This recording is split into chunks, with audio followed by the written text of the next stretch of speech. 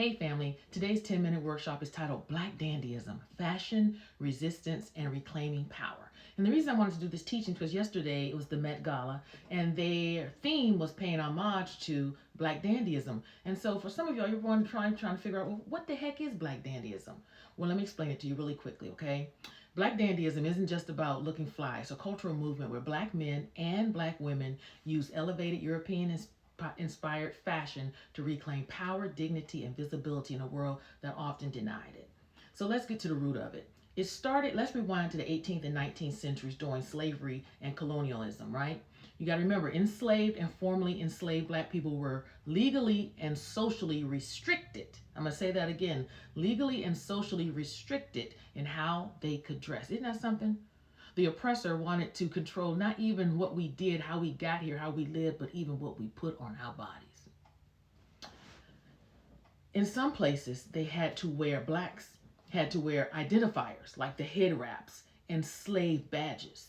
But when they were free, especially like places in New Orleans, the Caribbean, and the UK, the blacks, we flipped that thing, honey, flipped the script, and Black men began to outdress the white elites on purpose. Yes, you heard me right.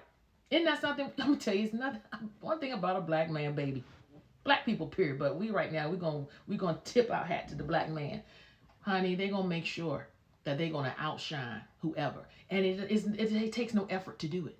And that's one of the beautiful things about a Black man. All right, so let's stay on it though. So Black men began to outdress the white elites on purpose. And this is how it became a point of power, political act, showing that you can no longer control me, honey. You can't even tell me what to wear.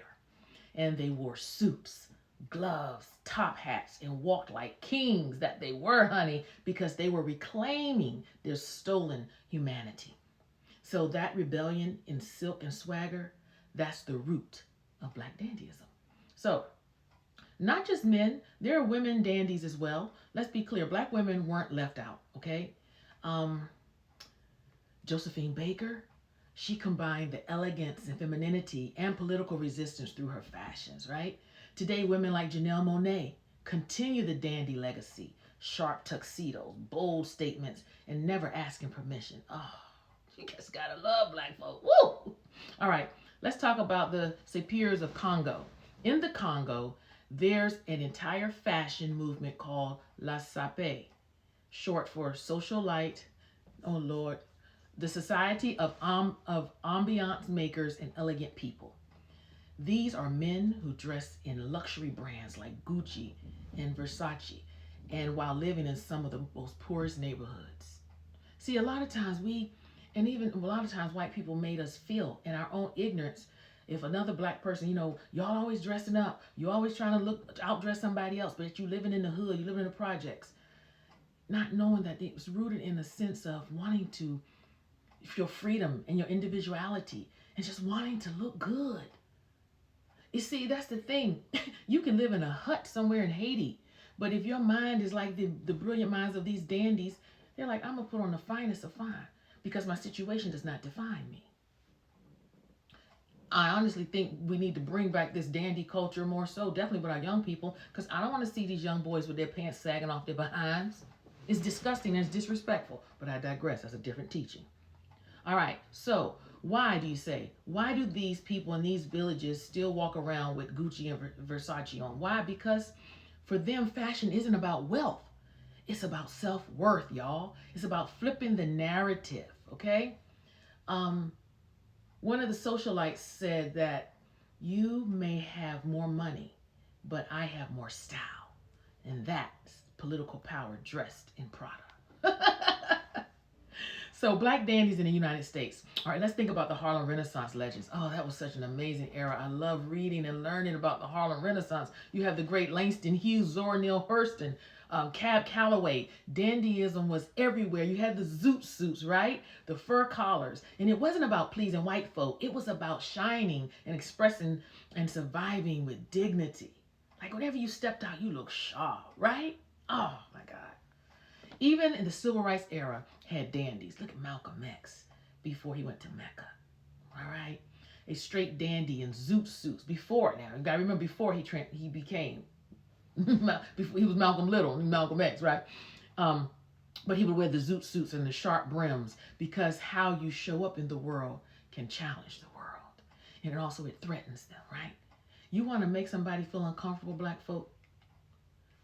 Come sharp, dress sharp. When you fly, when you get on an airplane, I'm telling you, fly in a suit or fly like a dandy, or you dress from head to toe instead of wearing a sweatsuit or sneakers, and see how different people treat you. I promise you, people address you by the way you dress. Catch that tea. I'm telling you, young folk, listen to Auntie here. All right. So today, Black dandyism is alive and well. You see it in the style icons of the late great. Oh my God, I'm sorry. I skipped his, I forgot his name. Leon Talley, right? Oh, was he not fabulous? Oh my goodness. Also, we have icons like Andre 3000, the way he dresses, Billy Porter. Photographers like Chantrell P. Lewis have created documentaries like the Dandelion Project, highlighting dandies across the African diaspora. There are not costumes. These are crowns, okay? When a black man puts on a perfectly tailored floral blazer, or a woman in Ghana rocks a three-piece suit with kente accents, it's not vanity, it's victory, y'all. So the next time you see a black person dressed to kill, honey, remember, it might just be Black dandyism in action, a legacy of elegance, rebellion, and radical expression. So if this video, y'all, if you like my teachings and and anything that I do on my channel, continue to like, share, subscribe, and support me. TikTok has been flagging my videos because I don't know why, and taking down my monetization, all that stuff, all because I just want to teach and uplift and shed light onto issues that I think are important to us folk.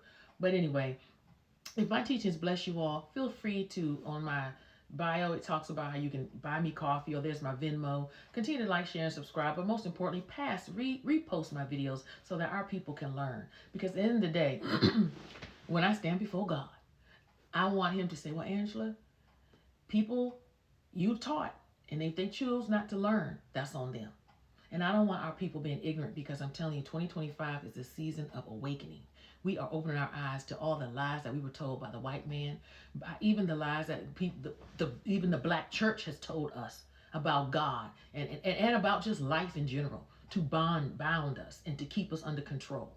So this is the season of getting free, okay? And so with freedom, you got to have knowledge to truly get free. And you can respect it. So next time you see a brother's dressed sharp, honey, let them know. I see what you're doing. I see you. All right, talk to you soon. Be blessed. Bye.